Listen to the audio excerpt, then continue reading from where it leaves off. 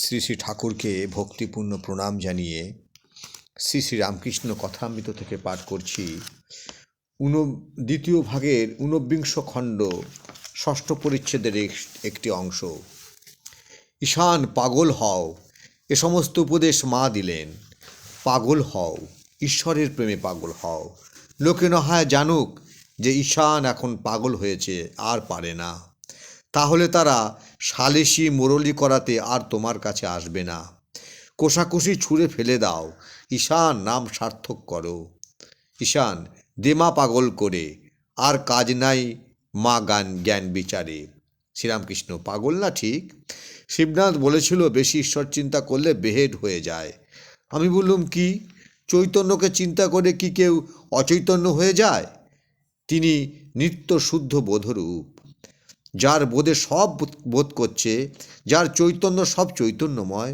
বলে নাকি কে সাহেবদের হয়েছিল, বেশি চিন্তা করে বেহেড হয়ে গিয়েছিল। তা হতে পারে, তারা ঐহিক পদার্থ চিন্তা করে। ভাবেতে ভরল তনু, হরল জ্ঞান। এতে যে জ্ঞানের কথা আছে, সে জ্ঞান মানে বাহ্য জ্ঞান। ঠাকুর শ্রীরামকৃষ্ণের চরণ স্পর্শ করিয়া ঈশান বসিয়া আছেন ও সমস্ত কথা শুনিতেছেন। তিনি এক একবার মন্দির মধ্যবর্তী পাষাণময়ী কালী প্রতিমার দিকে চাহিতেছিলেন।